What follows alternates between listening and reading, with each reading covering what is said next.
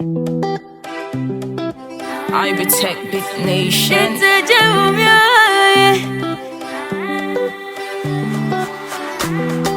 a wonderful friend. It's good to have one.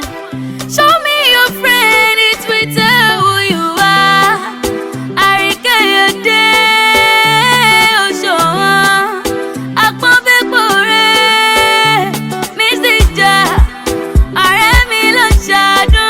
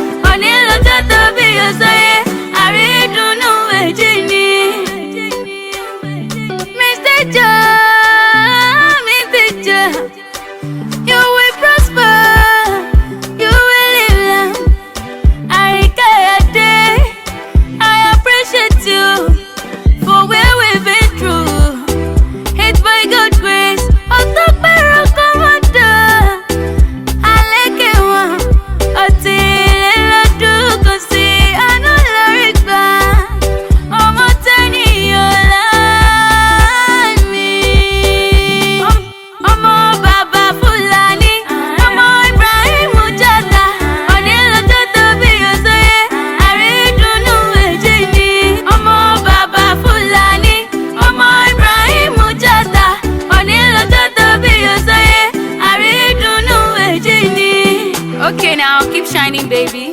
I love you so much. Arike Ademidija. Fulani Akewi to me. Kopoke. I go by the name of Junior Akewi. Omo Baba Fulani. Omo Ibrahim Mujata. Onilo Toto Biyosoye. Aridunu Ejini. Omo Baba Fulani. Omo Ibrahim Mujata. Onilo Toto Biyosoye. Aridunu Ejini. Ivy Tech Big Nation.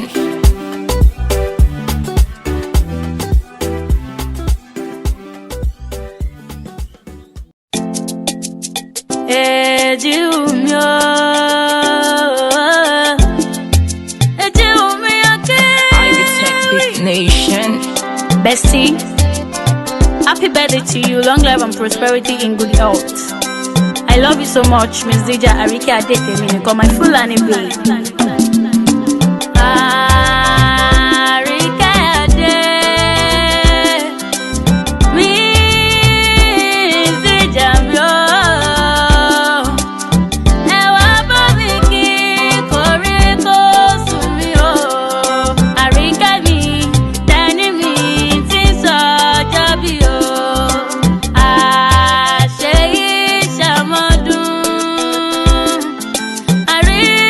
Don't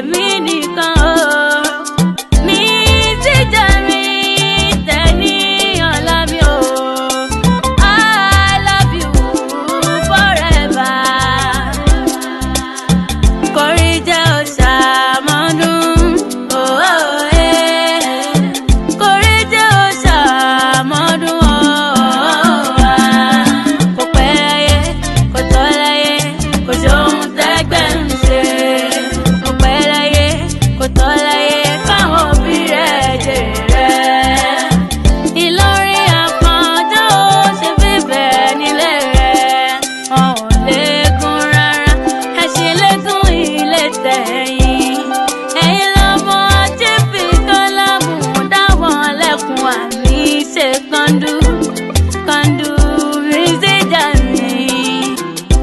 Ìwọ lọmọ Gèrè Álímì o, Gèrè Álímì. Ìlú yín tóbi kò légun rárá. Ìwọ lọmọ Gèrè Álímì. Ìwọ lọmọ Gèrè Álímì o, ìwọ lọmọ Gèrè Álímì. Ìlú yín tóbi kò légun rárá. Ìwọ lọmọ Gèrè Álímì. Ìwọ lọmọ Gèrè Álímì. Ọmọ Àfọ̀njá nílọrin. Ìlú yín tóbi kò légun rárá. Ẹṣin légún ilé bàbá rẹ̀. Ìwọ lọmọ Gèrè Álímì o, ìwọ lọmọ Gèrè Álímì. Ìlú yín tóbi kò légun rárá. Ìwọ lọmọ Gèrè Álímì. Happy birthday to you, my baby. Miss Dija Fulani Akewi. Abdulmumin Khadija to Teniola Timiluko. Koriko Suari Dunu Ejumi Akewi Okpoyeye. Long life and prosperity. I pray may God Almighty bless your new age, baby. I love you so much. Ejumi Akewi. Ìwọ lọmọ Gèrè Álímì o, Gèrè Álímì. Ìlú yín tóbi kò légun rárá. Ìwọ lọmọ Gèrè Álímì. Ìwọ lọmọ Gèrè Álímì o, ìwọ lọmọ Gèrè Álímì. Ìlú yín tóbi kò légun rárá. Ìwọ lọmọ Gèrè Álímì. Ìwọ lọmọ Gèrè Álímì. Ọmọ Àfọ̀njá nílọrin. Ìlú yín tóbi kò légun rárá. Ẹṣin légún ilé bàbá rẹ̀. Ìwọ lọmọ Gèrè Álímì o, ìwọ lọmọ Gèrè Álímì. Ìlú yín tóbi kò légun rárá. Ìwọ lọmọ Gèrè Álímì. I protect this nation.